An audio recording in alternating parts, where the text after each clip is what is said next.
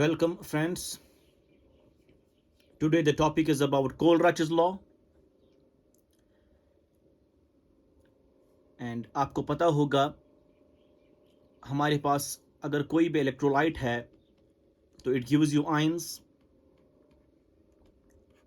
in aqueous medium और in molten state. जब ये आयंस देता है तो वो आयंस जो है वो फिर कंडक्ट करते हैं, so they lead to electrolytic conductance. Now the point is, जो कंडक्टिविटी होती है सोल्यूशन की, that is because of ions. उसका मतलब ये हुआ जो टोटल कंडक्टिविटी एक इलेक्ट्रोलाइट दिखाएगा that is contributed by the conductivity of cation and the conductivity of anions. मतलब ये है कि हर एक आयन जो है, हर एक आयन वो कंट्रीब्यूट करेगा to the total conductivity of that electrolyte. This is the talk of Kohlrach's law.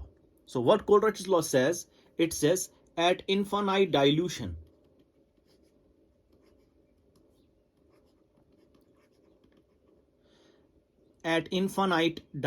which means when the concentration approaches zero, it does not become zero, but it approaches towards zero.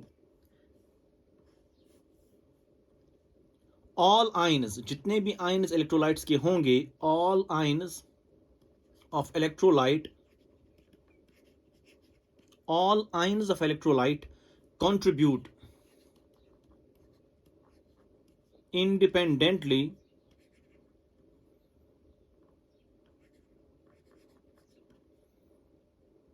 to the total molar conductivity.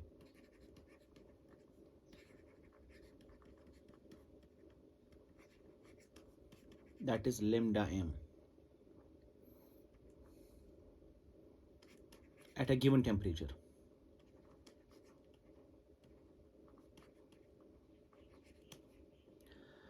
You keep the temperature fixed at infinite dilution, मतलब when the concentration approaches zero, हर एक ion जो है वो contribute करेगा to the total molar conductivity independently, which means the ions, एक ion की conductivity जो है that is not affected by the conductivity of other ion.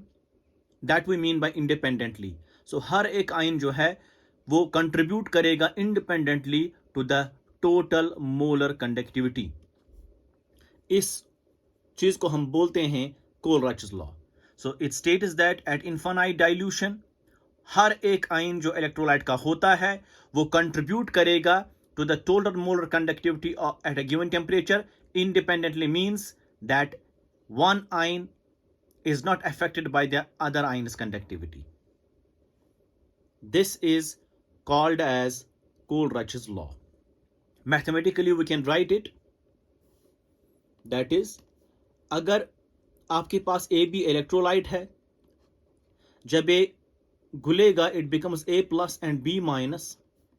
Now what is the total molar conductivity or limiting molar conductivity, जिसको हम नाम बोलते हैं. Why there is a word limiting? Because it is the molar conductivity at infinite dilution, that's lambda m naught, is equal to the conductivity of A plus ion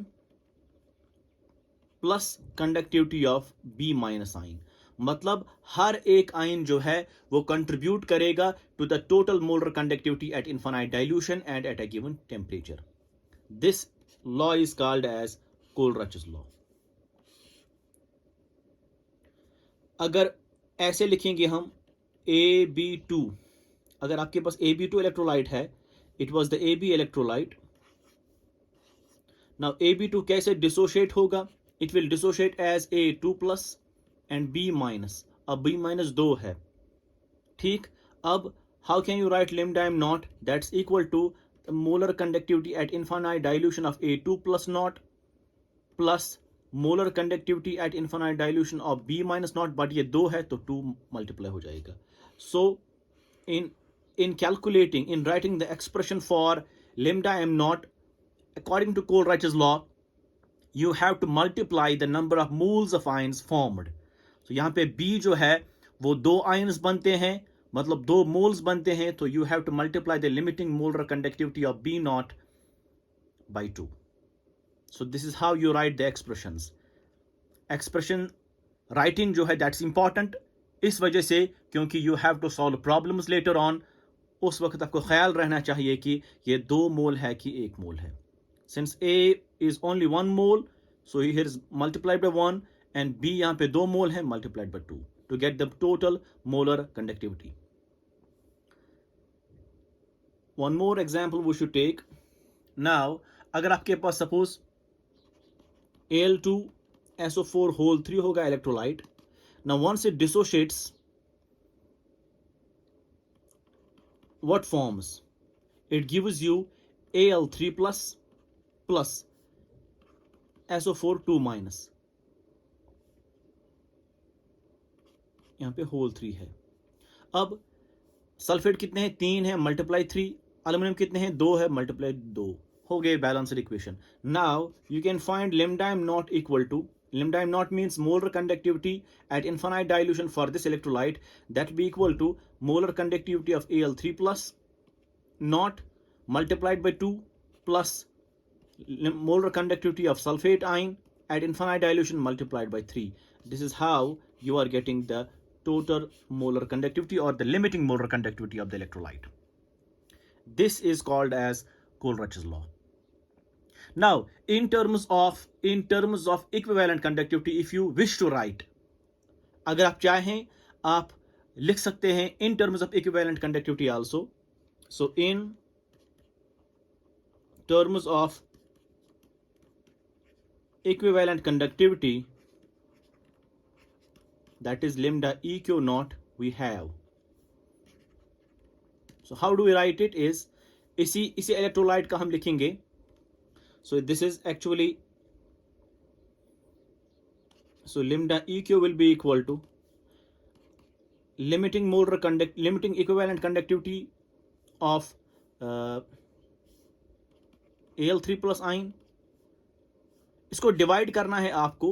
यहाँ पे आप moles multiply करते थे, कितने मोल्स है? 2 moles. लेकिन आप जब इक्विवेलेंट कंडक्टिविटी निकालेंगे तो you will divide by the charge. So what is the charge on aluminium? That is 3. So divide by 3 plus limiting equivalent conductivity of sulfate ion. What is the charge on sulfate ion? That is 2 divided by 2. So this is how you should write the expression for equivalent conductivity at infinite dilution. So इस तरीके से जो है आप expression लिख सकते हैं according to Coleridge's law for limiting molar conductivity. That is it, कि आपको मल्टीप्लाई करना है how many moles are there for each ion. But in case of equivalent conductivity, you have to divide the charge to get the total limiting equivalent conductivity. You have to divide the charge. So aluminum is having 3 plus charge, so divide by 3. Sulfate is having 2 minus, divide by 2.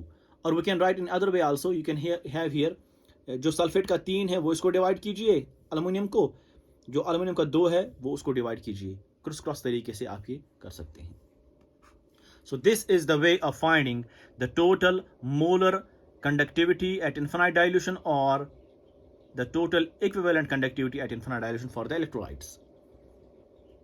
This is known as Coleridge's law. अब ये expressions जो है जो अभी बताए, these are useful for solving problems. Now what can be the applications of Coleridge's law? We'll be talking about them now. So the applications.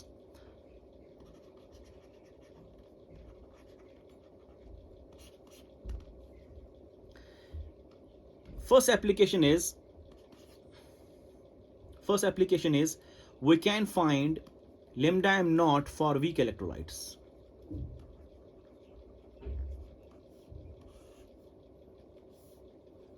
अगर आपके पास weak electrolytes है, you can find lambda m naught for weak electrolytes.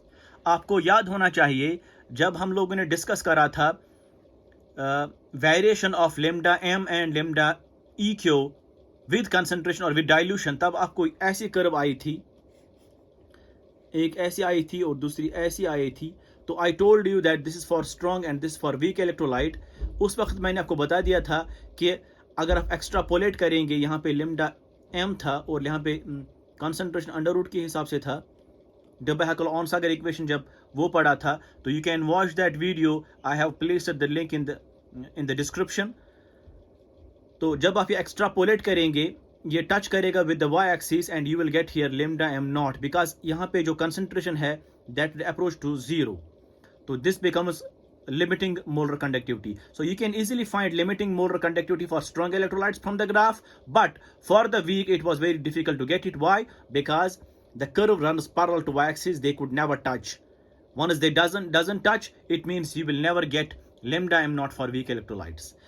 Now the answer is provided by Kohlrausch's law. This is the first application, that is lambda m naught can be had from weak electrolytes. Lambda m naught can be had for weak electrolytes using Kohlrausch's law. How this is true? Let's talk about a weak electrolyte, that is acetic acid. आपके पास acetic acid है, weak electrolyte. जब वो dissociate होगा तो equilibrium बनेगा. It gives you state ion and it gives you H plus ion. Now you can right the expression for this particular electrolyte, that is lambda m naught will be equal to lambda of state ion,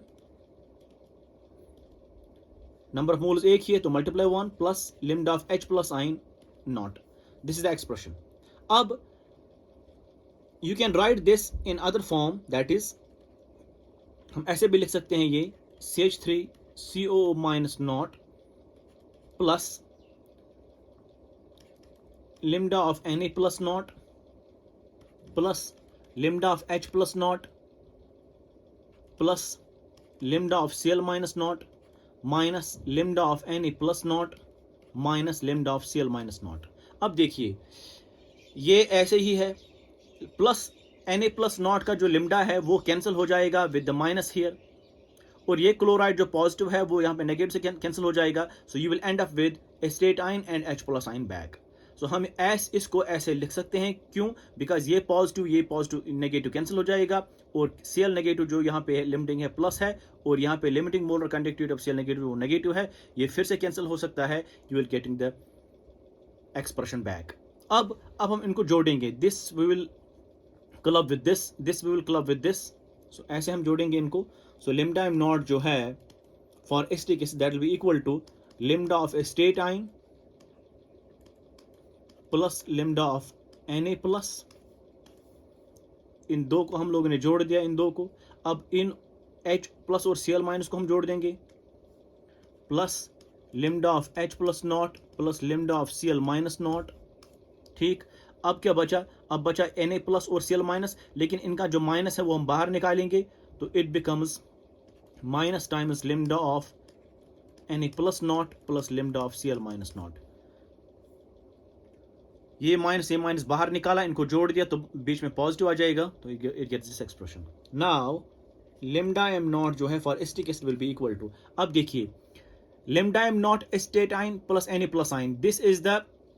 This will give the total molar conductivity at infinite dilution for which electrolyte? That is the CH3COONA. CH3COONA. जैसे हम लिखते हैं इसको, acetic acid को हम लोगों ने लिखा इस आयन और इस आयन का कॉम्बिनेशन. इसी तरीके से इस आयन और इस आयन का जो कॉम्बिनेशन करेंगे तो total molar conductivity will be CH3COONA इस साल्ट का. ठीक. प्लस इसका बनेगा H plus Cl minus means HCl. So this is the limiting molar conductivity of HCl. And minus बाहर है तो this Na plus Cl minus means limiting molar conductivity of NaCl. अब देखिए ये जो है ये this is for acetic acid CH3COOH. तो इसका आपने लिमिटिंग मोलर कंडक्टिविटी निकाला from sodium estate which is a strong electrolyte, HCl which is a strong electrolyte, NaCl which is a strong electrolyte. कौन स्ट्रॉन्ग है कौन वीक है ये आपको पता होना चाहिए, because we have discussed it in chapter 1 of electrochemistry, that is electrolytes, whose link has been placed in the description. You can watch the video and get the things. So यहाँ पे sodium estate strong electrolyte है, HCl strong electrolyte है, sodium chloride strong electrolyte है. तो इन strong electrolytes का लिम्डा M naught जो है वो इजीली आपको निकलेगा from the graph. Once you found them from the graph, you place their values here and you can find the lambda m naught for acetic acid, which is a weak electrolyte. इस तरीके से जो है using Kohlrausch's law आप जो है determine कर सकते हैं lambda m naught means molar conductivity at infinite dilution for weak electrolytes, which was not possible from the graph of Debye-Hawker-Onsager equation. अब आपको याद कैसे रहेगा? आप ऐसे याद रखेंगे ये कि जब भी आपको वीक एसिड आएगा तो you will make it a salt, फिर कोई भी स्ट्रॉन्ग एसिड लेंगे आप, उसके बाद उस स्ट्रॉन्ग एसिड का साल्ट लेंगे आप। मतलब इसका साल्ट क्या बनेगा? H प्लस को भगा दो और Na प्लस को लाओ, इट बिकम सोडियम एसिटेट, वो इसी का साल्ट है। अब कोई भी strong acid, that is HCl is a strong acid, ठीक। अब उस स्ट्रॉन्ग एसिड का why HCl? Because you have H here in case of acetic acid, so HCl is there. उस HCl का कोई भी साल्ट ले लिया आप, दैट इज NaCl। जो यहाँ पे Na आपको डाल दिया, ये आइन, ये Na यहाँ से भी आया। इस तरीके से जो है आप डिटरमाइन कर सकते हैं।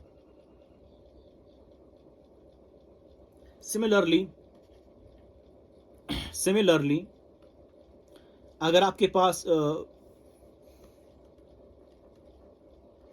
कोई भी वीक एसिड है, सपोज अमोनियम हाइड्रोक्साइड है, आपको वीक बेस है, तो it gives you ammonium ion and OH minus ion. इस वीक बेस को कैसे निकालेंगे आप? So you can find lambda m of ammonium hydroxide naught will be equal to, इस बेस का आपको साल्ट बनाना है, salt will be ammonium chloride, ठीक, प्लस सम स्ट्रॉन्ग बेस। आपने एसिड की जगह, जब एसिड का आपने निकाला था, तो यू टेक इट साल्ट एक, फिर कोई स्ट्रॉन्ग एसिड आपने लिया, उसके बाद में उस स्ट्रॉन्ग एसिड का साल्ट लिया माइनस करके। यहां बेस में क्या करेंगे आप बेस का साल्ट लेंगे, साल्ट बनेगा अमोनियम क्लोराइड, ठीक, अमोनियम क्लोराइड। और यहां पे एसिड जब था तो स्ट्रॉन्ग एसिड लिया था, अब जब बेस है तो स्ट्रॉन्ग बेस लेंगे आप, सो NaOH is the thing here, ठीक। अब उस बेस का साल्ट आपको लेना है, वो माइनस करना है, तो साल्ट क्या बनेगा? NaCl। Na है ही यहां, तो Cl जोड़ दिया तो NaCl बन गया उसका साल्ट। अब देखिए, this will give you the total molar conductivity at infinite dilution for weak base, that is ammonium hydroxide. इनका वैल्यू पता होगा, और it will be given in the expression, it will be given in the numerical problems. You can find lambda m naught for weak electrolytes by this equation. Similarly अगर आपको water को लिखना है, writing the expression for water, अब देखिए for water जो है वो फीबली आयोनाइज होता है, it gives you H plus and OH minus ion, ठीक। अब आप lambda m naught निकालेंगे for water, that will be equal to lambda of H plus naught plus lambda of OH minus naught, ठीक। अब इसको कैसे लिखेंगे आप करेंगे lambda of H plus naught plus lambda of Cl minus naught plus lambda of Na plus naught plus lambda of OH minus naught. अब increase क्या हुआ? देखो H प्लस है ही यहां, OH माइनस है ही यहां, तो एक्स्ट्रा Cl माइनस और Na प्लस आए, वो माइनस कर दो, minus lambda of Na plus not minus lambda of Cl minus naught. ये Cl माइनस कैंसिल हो जाएगा, ये Na प्लस फिर से कैंसिल हो जाएगा। So what are you getting is, you are getting, इनको हम जोड़ देते हैं, this becomes HCl, so this becomes limiting molar conductivity of HCl।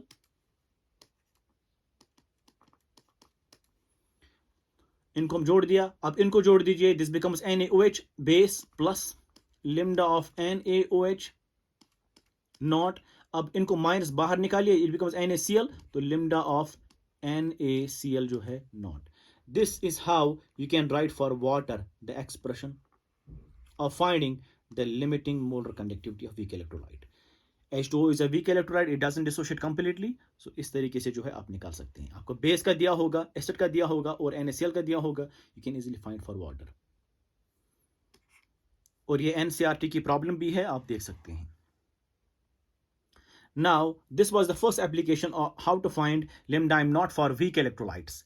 अब दूसरी एप्लीकेशन क्या है? Application number second is, you can find the degree of dissociation, degree of dissociation alpha. अब डिग्री ऑफ डिसोसिएशन होता क्या है? Degree of dissociation is number of moles dissociated divide by total moles. मतलब आप electrolyte के total moles ले लीजिए, ठीक। सपोज आपके पास AB इलेक्ट्रोलाइट है, तो इट गिव्स यू A+B-, ठीक। अब ये डिसोशिएट कंप्लीटली नहीं हुआ, तो कितना हुआ, कितने मोल डिसोशिएट हुए, डिवाइड करना है टोटल मोल्स क्या लिए थे आपने इलेक्ट्रोलाइट की, that will give you alpha, that's called degree of dissociation. अब ये जो डिग्री ऑफ डिसोसिएशन है that's equal to lambda m divide by lambda m naught, मतलब molar conductivity at any concentration, this is the molar conductivity at any concentration, and this is the limiting molar conductivity. Limiting molar conductivity means molar conductivity at infinite dilution, मतलब concentration approach to zero. उनका ratio करके आपको निकलेगा alpha. So once you have given lambda m naught and lambda m, you can easily find how much is the degree of dissociation of that electrolyte. Number third application is that you can find equilibrium constant.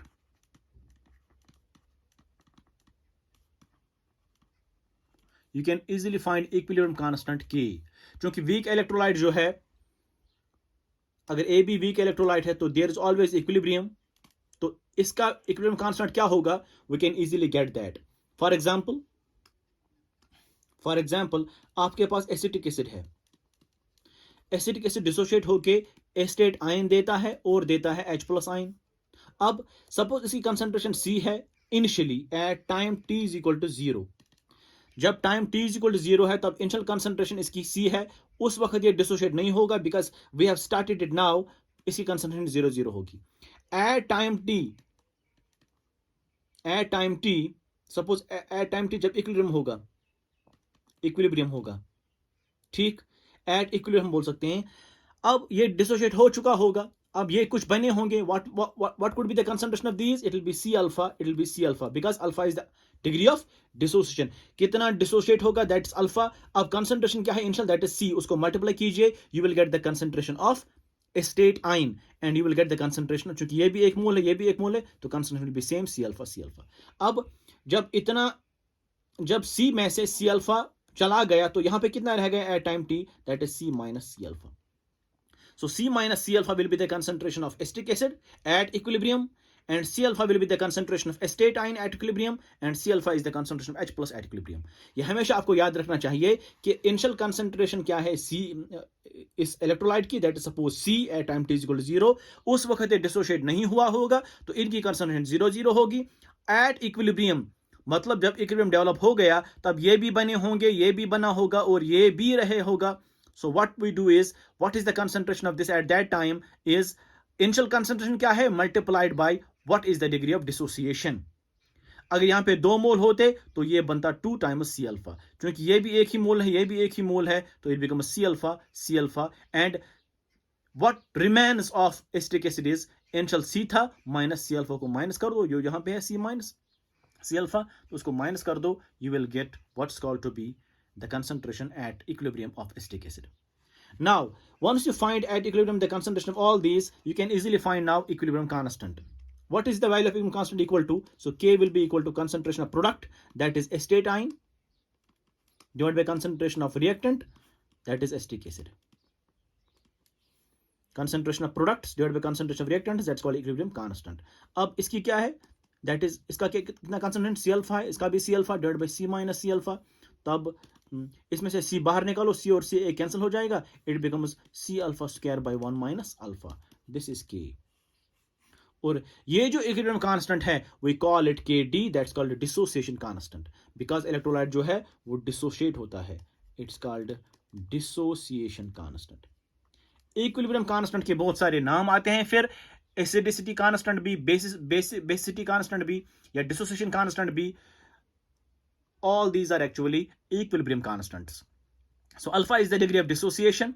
For weak electrolyte alpha is lesser than 1, तो आप ये neglect कर सकते हैं नीचे, ये तो एक ही आ जाएगा, उस हिसाब से जो है KD आपको आएगा equal to C alpha square, because alpha is lesser than 1 तो it will be very negligible than 1, तो ये आप नेगलेक्ट भी कर सकते हैं। So KD is equal to C alpha square. Alpha आपको पता होगा, इनिशियल कंसंट्रेशन पता होगा, तो you can find KD, that is the equilibrium constant. अगर KD दिया होगा तो you can find alpha. So all these expressions are essential, important for solving problems. Next application is fourth application, that is you can find the solubility of a Sprengli soluble salt. Sprengli soluble salt वो वाले salts होते हैं, those salts which dissolves little. वो salts जो ज्यादा dissolve नहीं होंगे, which dissolves little, बाकी ऐसे ही रहेंगे at the bottom of that solution, we call it sparingly soluble salt. So वो salts which dissolves little are sparingly soluble salts. They always form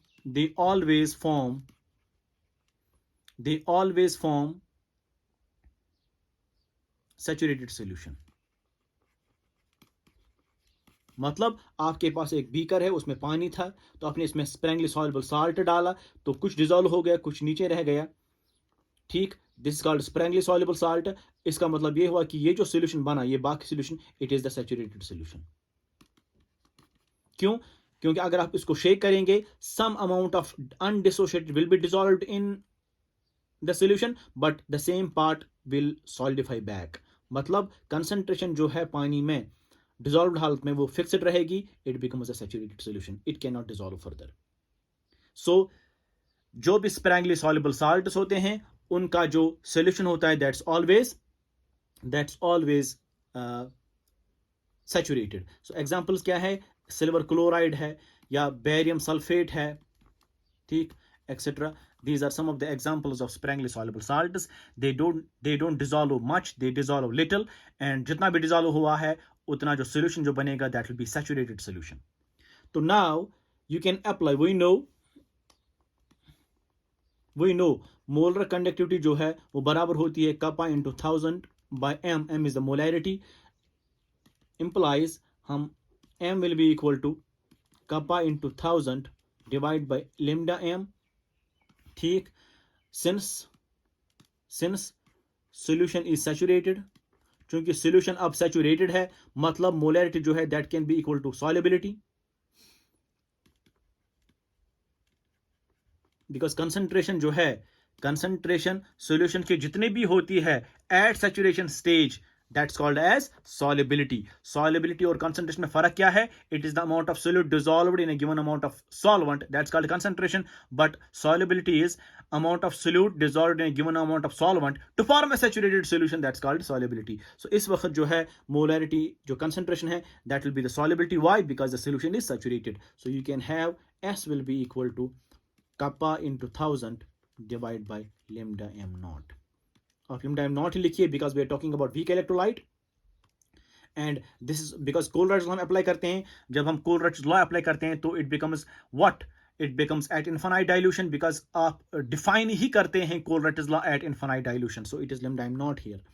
So you can easily find the solubility. So lambda m naught you can easily find now. Kappa will be given. S, that solubility you can easily find. So these are some of the equations, some of the applications of Coleridge's law. इनको use करके आप जो है numerical problems easily solve कर सकते हैं. Now we'll be talking about some numerical problems here. We'll be describing some numerical problems, discussing some numerical problems one by one. And the first problem we'll be taking is problems.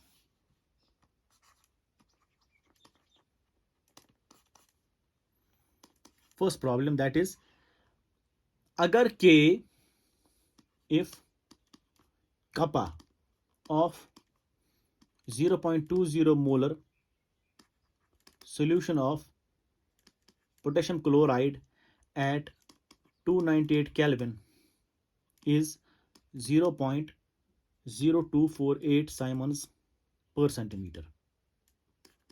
ठीक, find lambda m. Question ये है कि आपको कापा दिया हुआ है, concentration भी दी हुई है, आपको लिम्डा एम निकालना है. सो what is the answer? So solution is, you know, आपको पता है लेमडा एम जो है वो बराबर होता है kappa into 1000 divide by M molarity. So that will be equal to, kappa given है कितना, इतना, so 0.0248 multiply 10 to power 3, that is this, divide by molarity, molarity कितनी है 0.20. तो ये मोलैरिटी, इसको सॉल्व करके आपको लेमडा एम निकलेगा, that is around 124.0 siemens centimetre square per mole, because जो मोलर कंडक्टिविटी का यूनिट है that is siemens centimetre square per mole. Simple question था ये. So kappa was given, kappa at this concentration was given, so concentration is given, kappa is given, you can easily find it. Concentration in terms of molarity is given. Next problem हम लेंगे, question number 2 हम लेंगे. So question number 2 is, resistance जो है, resistance of a conductivity cell,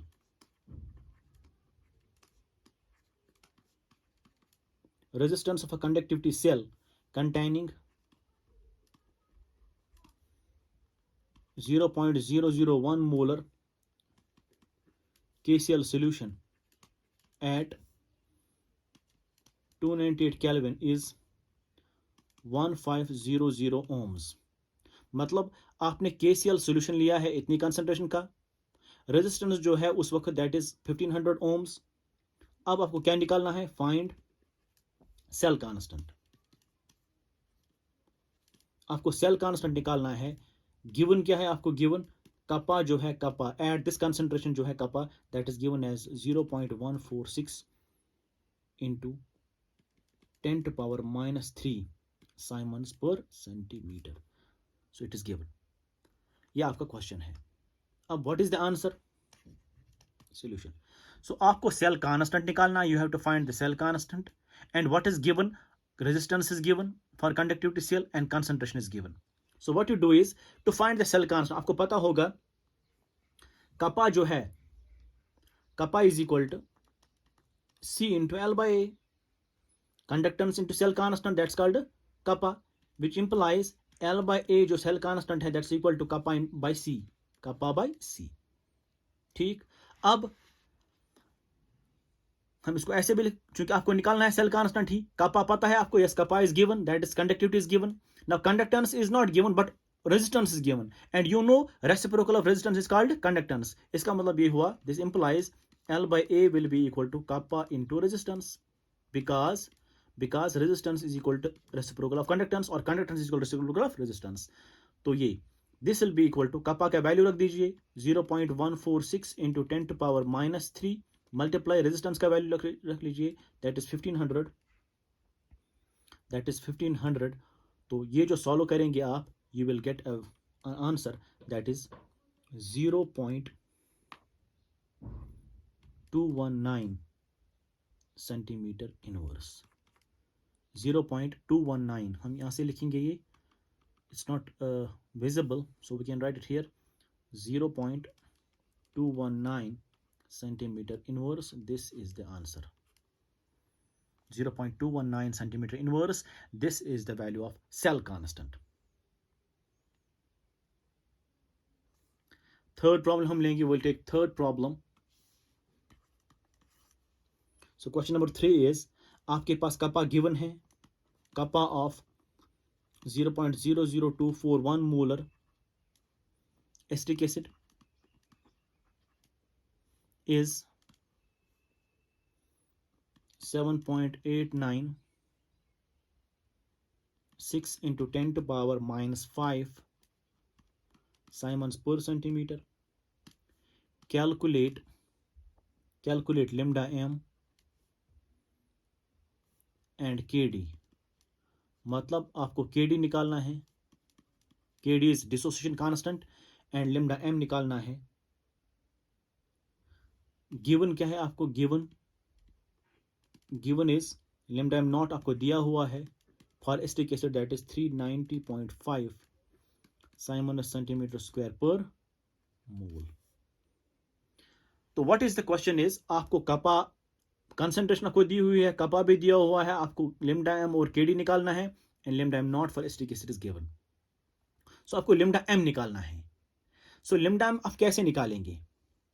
सीधी सी बात है, देखिए आप, लिम्डा एम की एक्सप्रेशन है क्या?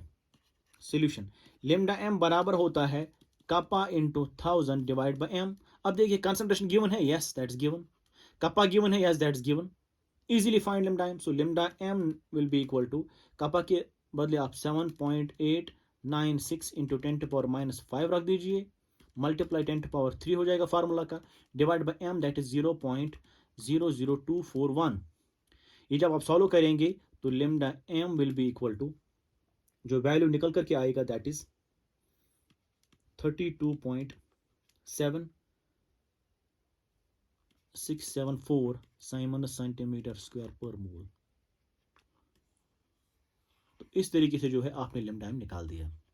अब आपको निकालना है K D. For K D the expression is, for K D expression क्या है? के डी बराबर होता है C alpha square by 1 minus alpha. ठीक, के डी बराबर होता है C alpha square by 1 minus alpha. इसका मतलब के डी निकालने के लिए कंसंट्रेशन आपको पता ही है, दैट इज गिवन 0.00241 मोलर। अब आपको के डी निकालने के लिए अल्फा पता होना चाहिए, लेकिन अल्फा की एक्सप्रेशन क्या है? Alpha is equal to, as per Kohlrausch's law, lambda M by lambda M naught. अब लिम्डा एम कितना निकला आपको? 32.7674 divide by lambda M naught is given 390.5। आप देख सकते हैं अभी आपने लिम्डा एम निकाला, ठीक, and lambda M naught is given, so lambda M by lambda M naught will give you alpha, because we have used this expression. Application number second, ये हमने इस्तेमाल करा। तो नाउ ये डिवाइड करके कितना आता है alpha? Alpha is given as 0.083, 0.083।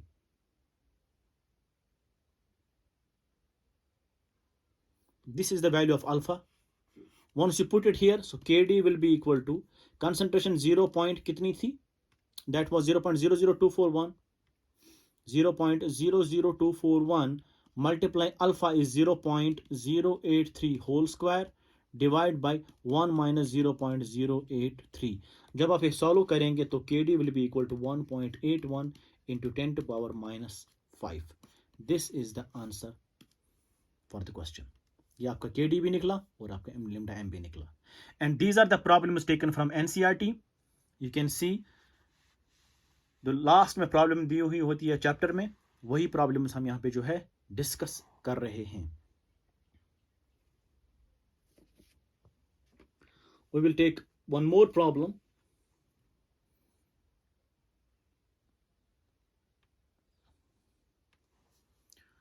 Next question हम लेंगे, this was the question number 3, now question number 4 हम लेंगे। So what is the question 4 is, आपके पास आपको pH निकालना है। Find pH of 0.01 molar HCN। आपके पास हाइड्रोजन साइनाइड दिया हुआ है, इतनी कंसंट्रेशन का है, आपको pH निकालना है। आपको दिया हुआ है क्या है? If lambda of lambda M मतलब मोलर कंडक्टिविटी ऑफ HCN जो है that is equal to 1 and lambda of NaCN sodium cyanide naught limiting molar conductivity वो दिया हुआ है, that's equal to 20। Lambda of HCl hydrochloric acid that's given as 10 and lambda of NaCl जो है not that's given as 20। आपको निकालना है pH। अब आप क्या करेंगे? आप HCN लिखेंगे पहले।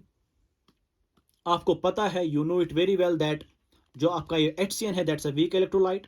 सो HCN जब वीक इलेक्ट्रोलाइट है तो it gives you H + Cn minus equilibrium.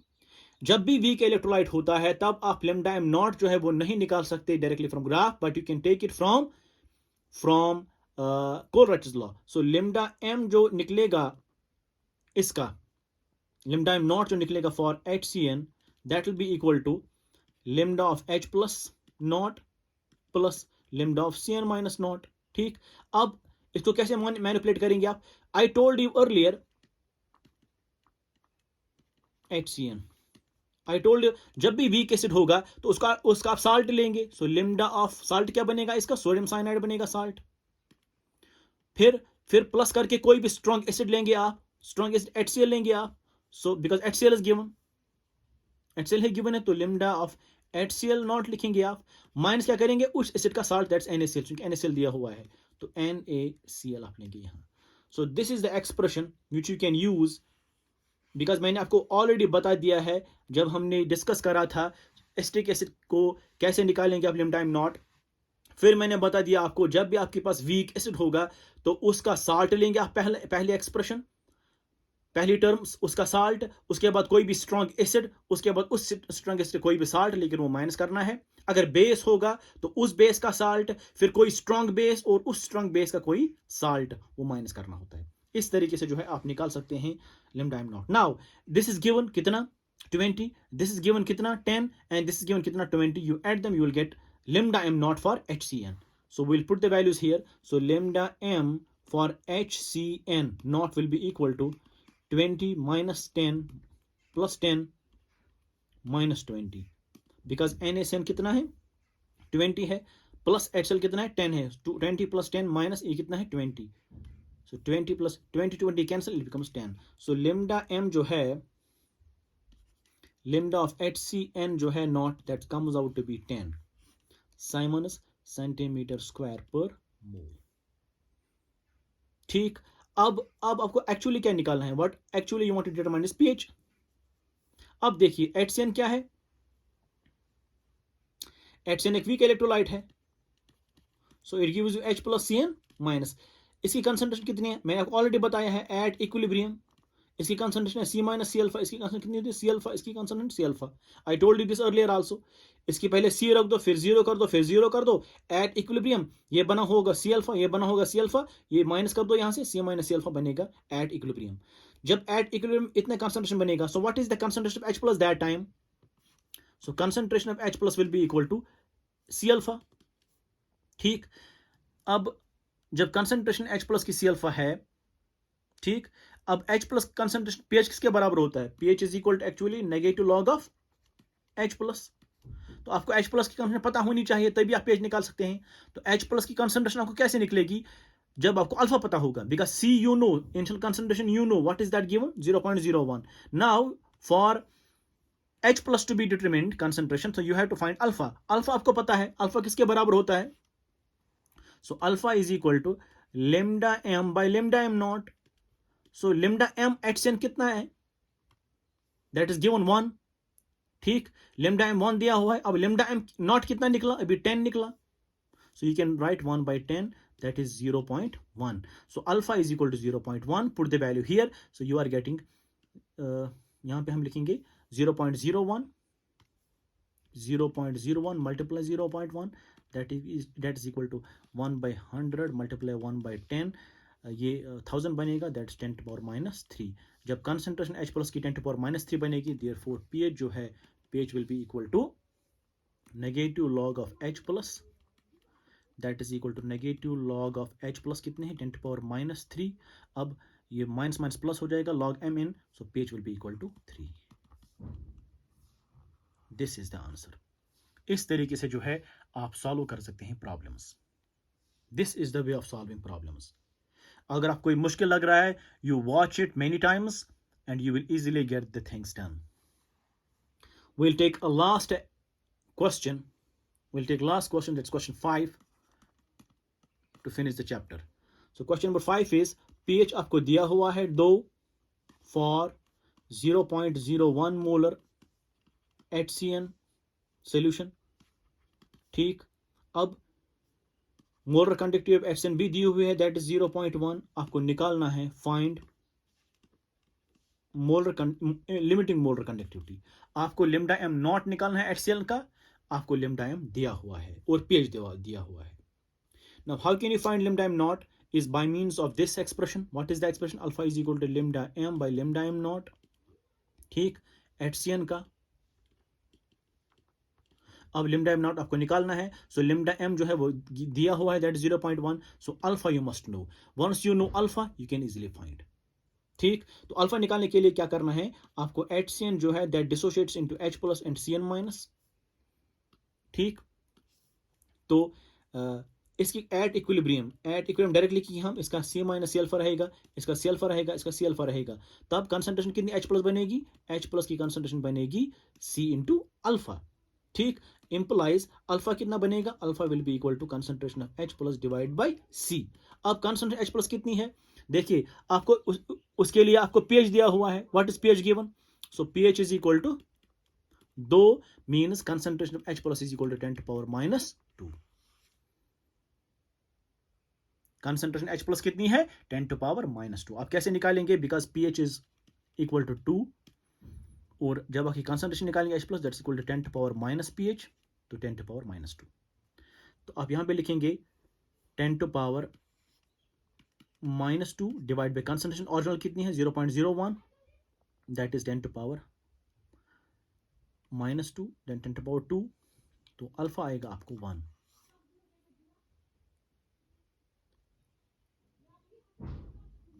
Alpha आएगा -2, अल्फा आएगा आपको 1, because C is equal to 0.01, that is 1/100, that's equal to 10 power -2, वो कैंसिल हो जाएगा, अल्फा इज इक्वल टू 1।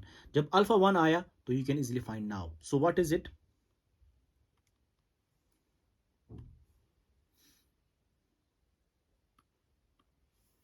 तो now alpha is equal to lambda m by lambda m naught, this implies lambda m naught of HCN बराबर होगा lambda m by alpha, तो lambda m of HCN naught बराबर होगा, lambda m कितना दिया हुआ है, दैट इज गिवन एज 0.1, और अल्फा कितना निकला 1, तो दैट इज 0.1/1, तो lambda m of HCN limiting molar conductivity that is 0.1 centimetre square